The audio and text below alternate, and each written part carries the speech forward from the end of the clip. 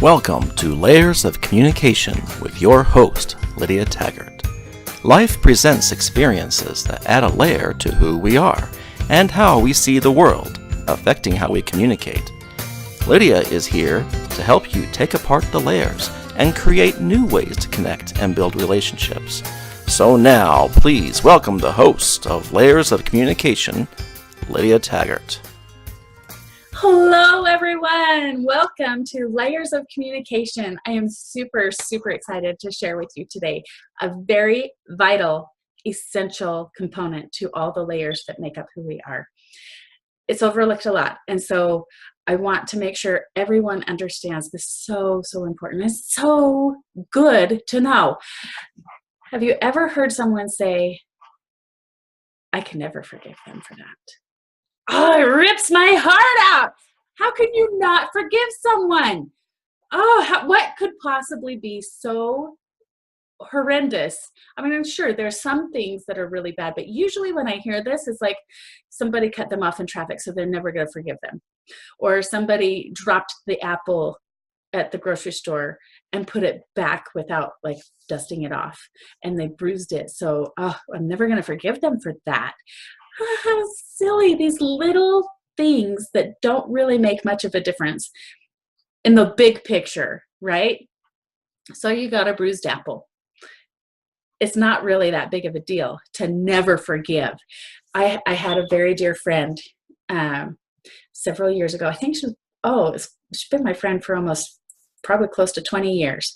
And she had this issue that she kept saying over and over, "I can never forgive him for that." And it was like habitual almost, that something would happen and she'd get upset and she'd just stuff it down inside and keep it there. So why does it hurt so much when, somebody else might say, "Oh, it's just a bruised apple. And what's the big deal?" Why does it hurt so much that this is a big deal to never forgive about, or to think that you can never forgive? I'm going to tell you right now, there's always a chance to forgive. And it's never too late. And it doesn't have to be a grudge holding kind of grumpy. You don't have to be that way. I'm going to share with you some ways that we can deal with this. So first of all, why does it hurt someone so much more to have a bruised apple or something like that? It seems trivial to somebody else.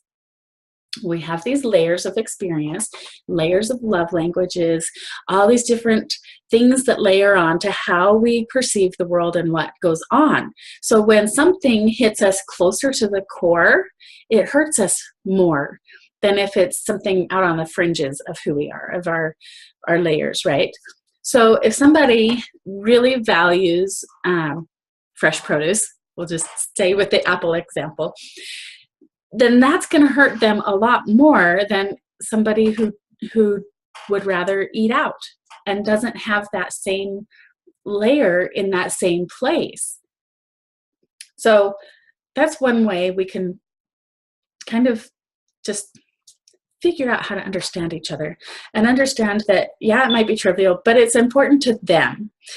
And one of my favorite things about just relationships in general, when I have something that's important to me, it's going to be important to my husband, no matter how trivial he thinks it might be, because I'm important to him. So what's important to me becomes important to him. So when my kids have something that's important to them, this is where we really see it, where they're younger and it's something that doesn't really make sense. It's really a trivial little thing. They lost their pencil or whatever the little thing is. To them, at their stage of life and where they're at, with their different layers of things that are important to them, something that's little could be very important to them. But as we have matured and moved past that layer and gone on and had so many more experiences, it doesn't look the same to us from where we are. So we can respect other people and where they are in their layers and say, "Oh, that's important to them. It doesn't mean anything at all to me, but because they are important to me, what's important to them becomes important to me." And that's how we can build really strong relationships. It's so amazing to be able to see what's important to other people and accept that as that's important to them. So, never too late to ask for forgiveness. Let's talk about that for a minute too. And when there's this misunderstanding is where a lot of the grudges come in.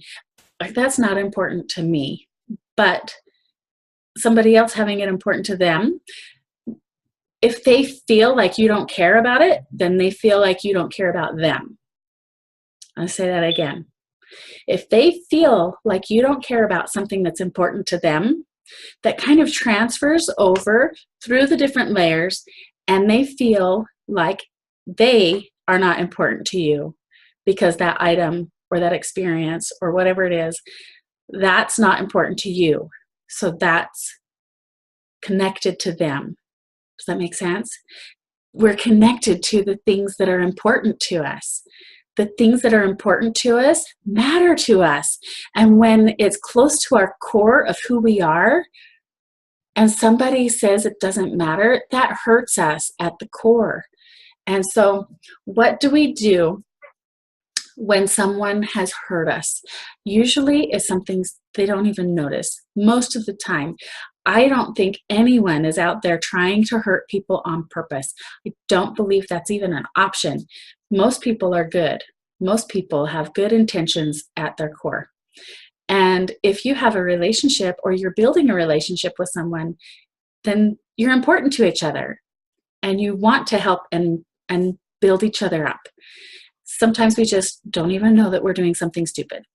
Something stupid really is just not paying attention to the details or focusing on something else somewhere on a different layer than what the expectation, or like if I have something close to my heart and the core of who I am, but it's not known that that's really important to me, it's not going to get any attention. It won't get any attention at all if I don't share and express that that's so important to me. Okay, so it's never too late to ask for forgiveness. And it doesn't have to be a big thing, but there is a point where you don't have to ask anymore for the same thing over and over and over again. If you have apologized and you have done all of the steps of forgiveness, which, there's layers of forgiveness, the different love languages speaks differently. People understand and hear forgiveness in different languages as well. So let's just touch base on that real quick. The love languages are service, time, touch, gifts, and words of affirmation.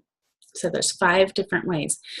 And there are, if somebody wants to be touched as their primary love language, it does not mean it has to be sexual. It's a high five, it's a pat on the back, it's a sitting close and rubbing shoulders. It doesn't have to be anything sexual at all. Touch is simply that, is touching. It's just touch. And if you could talk to your blue in the face saying, I love you, but if they don't feel you touching them, then it's not getting to their core. So it's the same way with forgiveness. There are different ways that people understand and communicate their forgiveness. Some people just, it's past. I said I'm sorry. Or some people just like, it's not today. I'm here talking and saying hi, so that means that I've moved on. And other people need to have it spoken in very distinct ways, like, I'm sorry that I did that. I didn't mean to hurt you, the intention there. And I'll try to not do it again. And I will try to make it up to you in this way or that way. So there's like 5 different ways to communicate your forgiveness and apology. And sometimes we don't know all of them. We don't know. And a lot of times it's embarrassing and it's hard to do. Asking for forgiveness is hard to do. So if we've gone through all of that and the person on the other side says, you hurt me, I'm never going to forgive you. What then? What then? Do we wallow in misery and just be like, oh, I'm never going to be forgiven? No, we don't have to let them drag us down. Our feelings are meant to be felt, and they need to be able to feel their feelings too.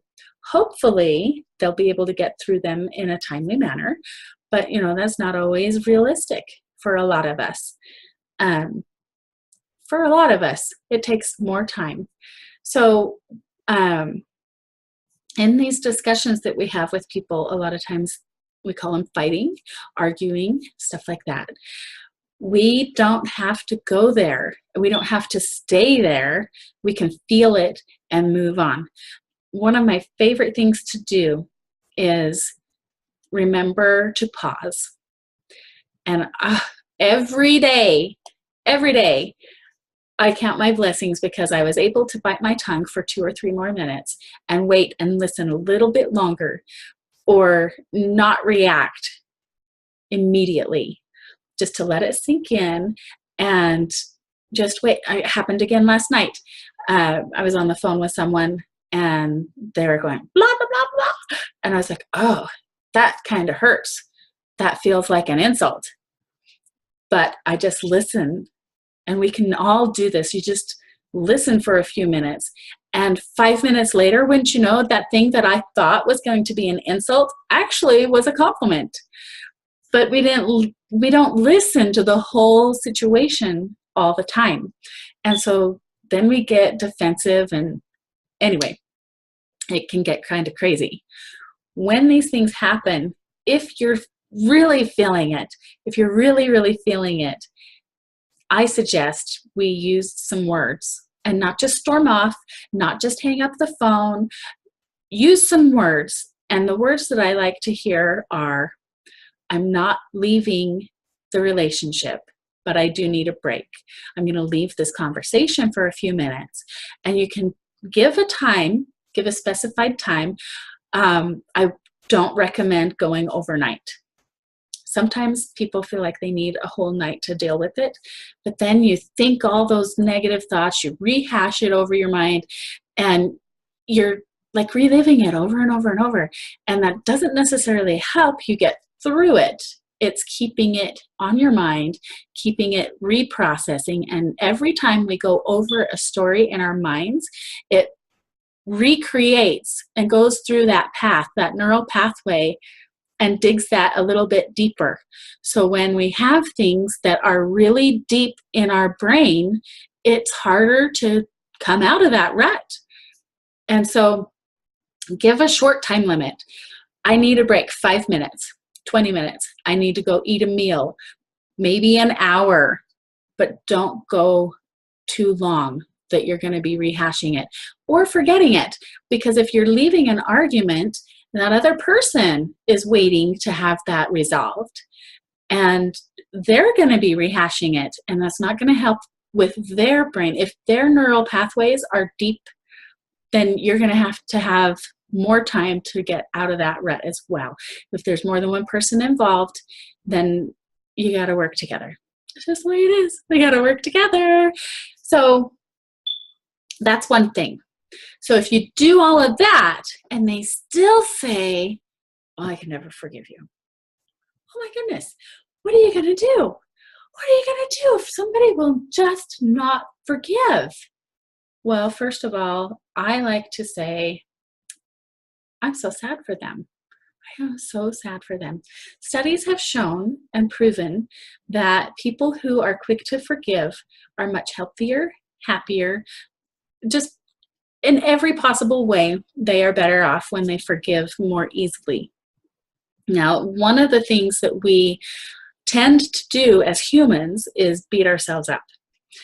And we put those neural pathways in our mind just by ourselves. And we're arguing with ourselves over things that we've done in the past, or things that other people say we've done in the past that may or may not be true, and they have a different perspective. Their frame of reference may not be compatible with our frame of reference. And we just have so many ways to try not to beat ourselves up, right? I said that backwards. We beat ourselves up a lot. So one of the things we can do, first of all, we can Just let it go. That's so silly. People say that all the time. What does it mean to just let it go? How do you let it go? Oh, okay. Imagine this. You are in this space. Where you are, you have your own personal space around you that is yours. You fill it up with your energy, your body, your thoughts. All of your things are in your space. Okay? Have you ever had somebody come around, excuse me, and they come around and they get a little bit too close and you're like, oh, you're in my space. You're crowding me. It's because that's your space. Even they say arm's length, right? Arm's length. Oh. Stay arm's length away from me because this is my space. And we get kind of closed in when we have those negative thoughts about ourselves. We close in with our body language, and then there's all these negative influences around us, and they have closer access to us when we're shutting down, basically, when we close in, and then it's really close that the negative influences can just like throw targets at us. Not throw the target, but we're the target they throw things at, and it's easier to get to us when we are not using up all our space. So how do we fill our space with awesomeness to keep those forces away? And because that's really what's going on when someone says they're not going to forgive you. It's damaging your space, your energy, your field of influence. It's damaging everything about you when someone is putting that on you and they're trying to pull you. They have some sort of emotional tie to us that they're trying to keep control over us with. It's a very manipulative thing. And they may not be coming right out and saying anything. They're probably giving you the silent treatment, really, right? But they're attached to us if we let them be. So we can forgive, ask forgiveness, and then we also need to forgive them for not being willing to forgive us. So we can cut those ties and emotionally fill our space with other things to keep the negative out and fill it with awesome stuff that we are. Okay, so if your words of affirmation, you're going to fill yourself with a whole bunch of words, declarations, affirmations, afformations. Do you know the difference between those? I hope so. We can go over it more in personal private coaching if you want to get more detail about that. If you are an auditory learner, you want to hear stuff. You need to fill your space with good sounds. You need to fill it with awesome music and, record yourself saying the declarations and put it to music so you can fill your space with that for you. If you are a love language of touch, that's going to be moving your body. You're going to want to dance. You're going to want to go rock climbing or some sort of physical activity to fill your space with awesomeness. You tap into your love languages that are at your core so that you can fill up your space better with what is needed. Here's one of my favorite ones too. We need to play. We just need to play. Play isn't necessarily a love language. It covers all the languages. They have a lot of humor, right? Humor is so contagious. If you're laughing, if you're smiling, playing is the key to getting through all of them. If you can mix in some play with your words, have funny words, have jokes, have, so service is another really good one. Let's talk about service. If your love language is service, then you want to go serve somebody. And this is one of the reasons why they say, forget yourself and go take care of somebody else. When we're doing that, this is really key too. When we're doing that, we're putting our energy out to other people. And when we have our energy going out, it's hard for things to get in. If we have things going out, it's hard for things to get in, because we're channeling all this love and light, and we're spreading it, and we're focusing on everybody else. And that really expands our personal bubble. We'll call it our personal bubble. So that everything that we do is going out. If we're dancing, if we're singing, if we're saying declarations and putting it out there, we're doing an outward motion of our love and our energy, that fortifies our personal bubble. And those cords, those ties that we have to other people, get weakened because we're pushing out. If they're still attached, you can do a visualization.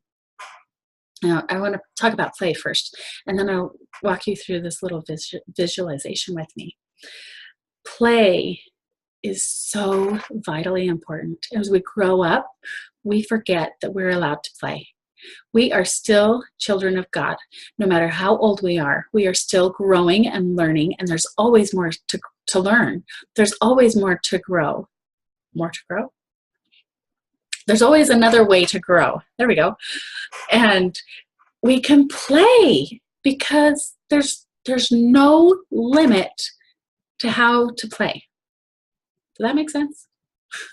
There's no limit. They've done studies on Alzheimer's and dementia patients when they're playing mental games like puzzles or just games. If you play something, then it activates your brain in a way that helps you to remember things.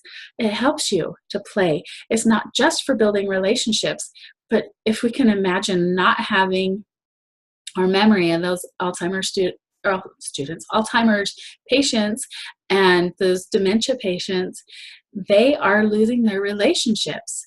And a way to get it back is to include play, involving play. So you can do any kind of play.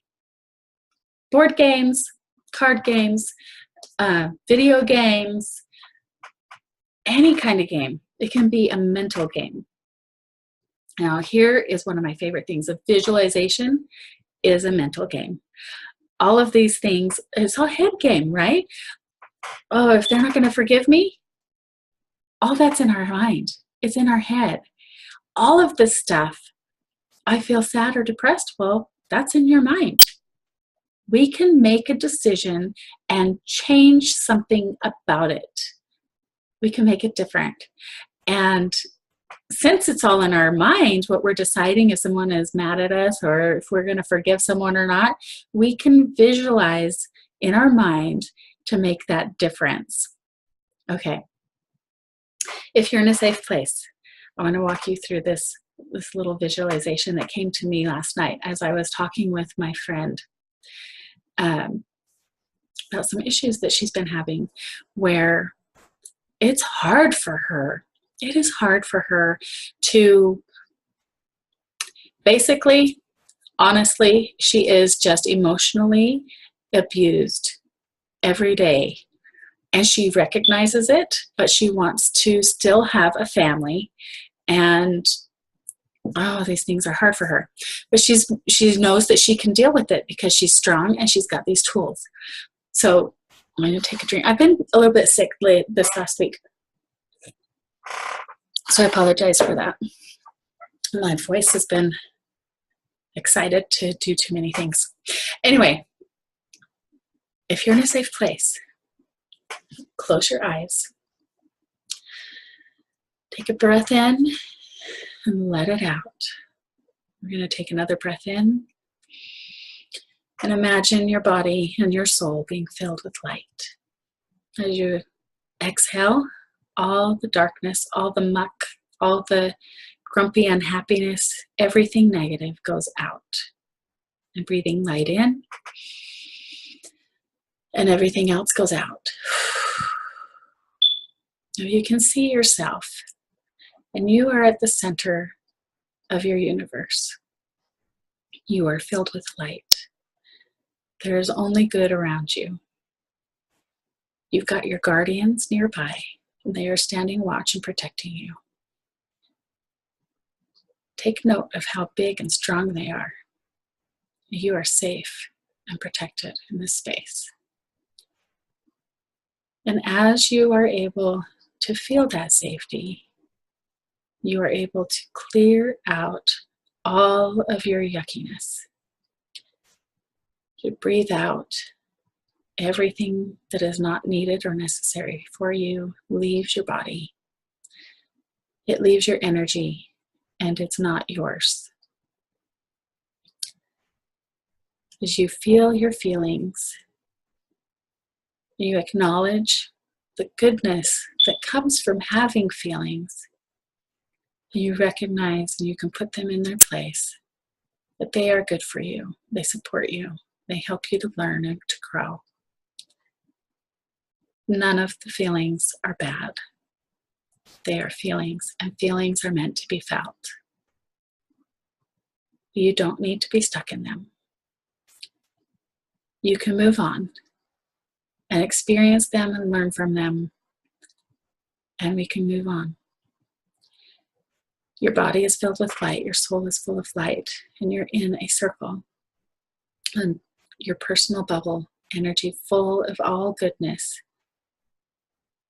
And you can recognize and see the ties that are with those who love you, the ties that you love to the people that you love. And they are glowing, strong, and bright. And there are some other ties, the people who may not love you very much, that may have said they will never forgive you. And they are part of your circle. But at the edge of your personal space, where they leave your space and go to the other person, at that border, they're going to be severed and wither away, so there's nothing attaching to you anymore. And it's just going to fall off of your personal bubble space and wither away. The people are still there. They're still a part of your life, but you're not emotionally attached to them anymore. And you don't have to be. And it's okay. And as their dark cord withers away, imagine you see that person in their own personal space. And you're going to send some light to them. But it's not your light. It's the sun coming out to warm you, and it warms them as well. The sun touches everything, and they are allowed to be filled with light if they accept it. You can see each other as equals, knowing that you are children of God, just trying to do the best with what you have available and what you know. There's an understanding, there's an acceptance, and there's an increase of love. But you are not emotionally attached to that person anymore. Breathe it in. Let it become a part of you. Come back to this moment and now. All right, I hope you feel better. I hope you've been enlightened with this today, and I hope you can feel that peace in your life. You are amazing. Don't forget how important you are to this world. You do make a difference, and it's important to have you here. Let them go. Just let them be who they are and let them go. They will be stronger when you are not emotionally attached to them. A lot of times we don't want to deal with things like this because we fear it's going to hurt them, but it doesn't. They can be stronger. We can be stronger when we're not emotionally attached to them with these cords and ties that just need to wither up and disappear. All right, now that you're not tied down with a yucky cord, you're able to play more and have fun. Oh, so much more fun. You don't have that weighing you down. It's their problem. They get to deal with that challenge of forgiving. You don't have to take that on for yourself as well. If they say they're not going to forgive you, you don't have to stand in that. That's theirs. That's their choice. You can choose to move on and just be happy anyway. Feel the feelings. They're meant to be felt. Don't stay there. You can move on. Okay. So, one fun thing of play. Jokes are so funny. And dad jokes are a thing, right? But I heard one of our kids yesterday. Okay, so this is crazy. We are carpooling with a boy that lives up the hill, but we've never met him before until yesterday when after school, he's like, so we're carpooling? And I was like, yeah, I think so. Let's message your mom and make sure. And so I brought him home.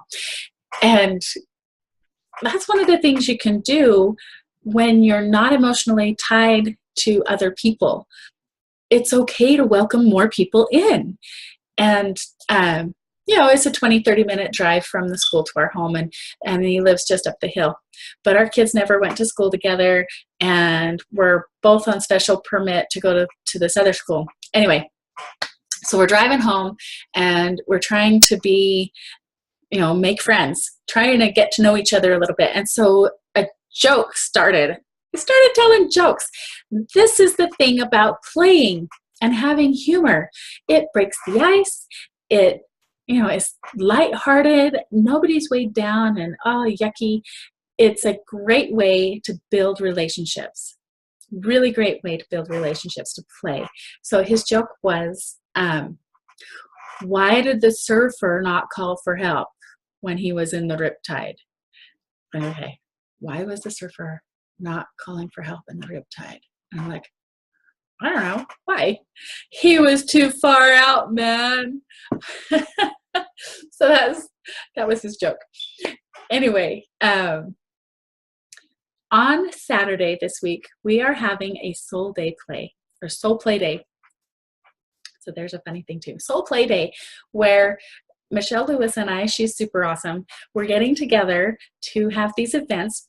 And our first one is this Saturday. And I hope you can come. It's only $11.11. That's our fun number. We want to just play with every bit of it. We're going to talk more about the layers of communication and how we can communicate better. And then because play is such a great way of building those relationships, and it just lays over all of the layers, everybody wants to play. I don't care who you are. Maybe you have different ways of playing, but play might look different to you, but everybody wants to play. Everybody loves to play. Okay, and if you're in that really crunchy, I need to follow the rules, then set a time to play. Make it part of the rules to play. And on Saturday, August 25th, there it is, August 25th, we're having a soul play day, and I would really love for you to come. You can get more information, email me, Facebook, it's Soul Shine Events, and soulshineevents.com. That's where it's listed at. We're just going to have some fun. Michelle's going to talk about your soul purpose and how your home can support you instead of like draining you. Oh, we want our home to be fun. Okay, so fun. We want it all to be fun. And in our home, what do we usually do? Oh no, I have to do my chores. Oh no, I have to work before I can play. What if our homes were in a way that they could support us instead of being an, oh no, I have to go do something at my house? Wouldn't that be awesome? She's going to talk about the chakras and how it relates to the home. And we're just going to have such a great time. I'm really excited about this and our soul purpose. You have a purpose here on this earth. You have, like I've told you before, you have so much worth. You are so important. And I'm so glad that you're here. I just can't tell you enough how important you are. Please find your soul purpose. Even if it's just to smile at the neighbor every other day. There is meaning in your life. And maybe you can't see it, but it's there. And if you can't see it, let's find it. Let's look for it together. We can do this together. All right. I am Lydia Taggart. You can find me at lydiataggart.com. My email is lydia@lydiataggart.com. And we are signing off of Layers of Communication. We are going to see you next week. And remember, you are worth it. And so are they. Okay, love you, bye.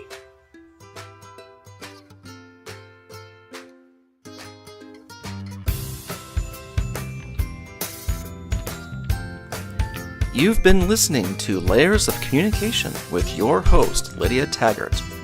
Tune in next week as we discover the layers in order to communicate and connect down to your core on Lydia Taggart's Layers of Communication.